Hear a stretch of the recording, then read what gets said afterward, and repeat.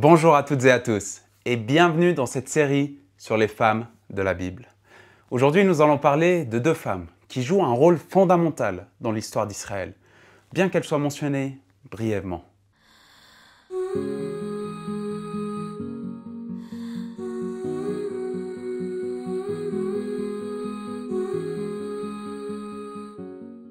Les sages-femmes égyptiennes, Sifra et Poua, apparaissent dans le livre de l'Exode.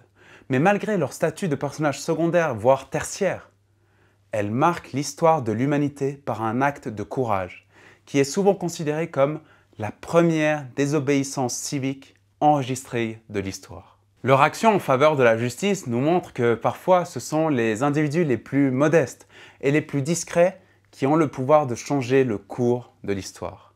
L'histoire des sages-femmes commence dans un moment tragique pour le peuple d'Israël. Les Hébreux, esclaves en Égypte, sont devenus si nombreux que le pharaon commence à les voir comme une menace. Pour limiter leur croissance, il décrète que tous les nouveau-nés mâles hébreux doivent être tués à la naissance.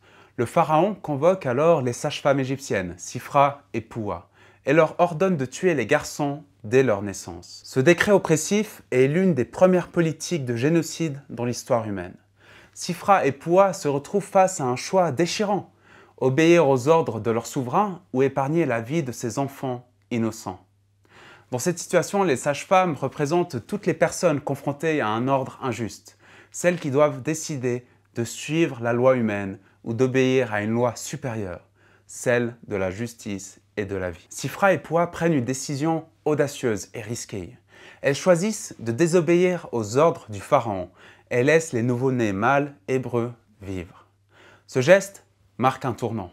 C'est la première désobéissance civique enregistrée de l'histoire de l'humanité. Bien qu'elles soient des femmes, son statut particulier, des personnages secondaires dans la société égyptienne, elles accomplissent un acte de courage extraordinaire. Cette désobéissance civique est motivée par la crainte de Dieu, une reconnaissance que la loi divine de préserver la vie est supérieure aux ordres destructeurs d'un roi terrestre. En risquant leur propre sécurité pour sauver des vies, Sifra et Poua deviennent des modèles de foi et de justice, rappelant que même les plus humbles peuvent se dresser contre l'injustice. Lorsqu'elles sont de nouveau convoquées par le pharaon, Sifra et Poua se montrent ingénieuses dans leur justification pour leur désobéissance.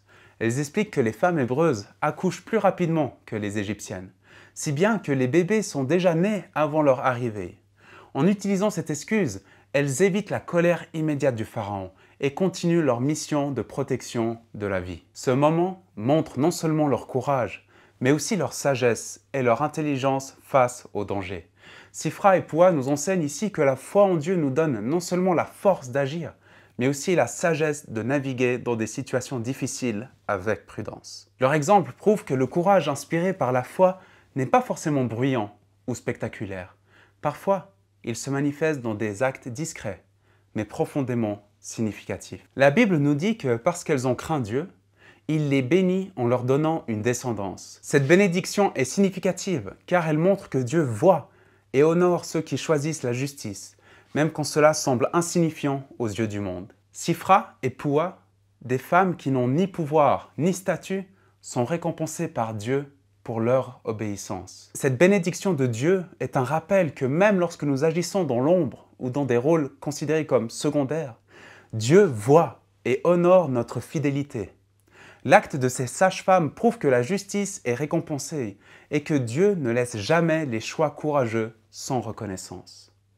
En choisissant de désobéir à une loi injuste, Sifra et Poua deviennent un exemple de justice sociale et de courage civique.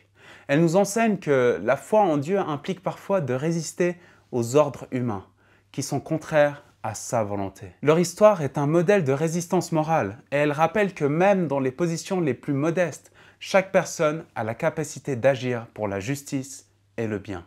Ce que nous apprenons des sages-femmes égyptiennes est que la véritable justice vient de Dieu, et qu'il est parfois nécessaire de défier l'autorité humaine pour défendre ce qui est juste. Elles sont des précurseurs de la désobéissance civique, montrant que notre obéissance première doit toujours être envers Dieu et la justice, même si cela signifie risquer notre sécurité ou notre position. Alors, Que pouvons-nous apprendre de Sifra et Poua aujourd'hui? Ces sages-femmes courageuses nous rappellent que le courage et la justice peuvent se manifester dans les rôles les plus discrets. Elles montrent que l'obéissance à Dieu doit primer même face aux pressions humaines. Leur exemple nous appelle à discerner ce qui est juste et à rester fidèles à nos valeurs, même lorsque nous sommes confrontés à des choix difficiles. Sifra et Poua nous rappellent que chaque personne a le potentiel de devenir un instrument de justice divine. Leurs noms et leurs actes sont inscrits dans l'histoire comme un rappel que la foi active peut transformer n'importe quel contexte et que Dieu utilise les plus humbles pour accomplir ses œuvres de justice. L'histoire de Sifra et Poua est un magnifique exemple de foi, de courage et de désobéissance civique au nom de la justice. Ces sages-femmes égyptiennes nous enseignent que Dieu honore ceux qui choisissent la vie et la justice, même quand cela signifie défier l'autorité. Elles nous rappellent que même les personnes les plus secondaires peuvent avoir un impact profond dans le plan de Dieu. Merci d'avoir suivi cet épisode sur les sages-femmes égyptiennes. J'espère que leur histoire vous a inspiré à défendre la justice et à rester fidèle aux valeurs de Dieu. Abonnez-vous pour la suite de cette série où nous découvrirons encore plus de personnages inspirants de la Bible. Que Dieu vous bénisse et à bientôt. Bye bye.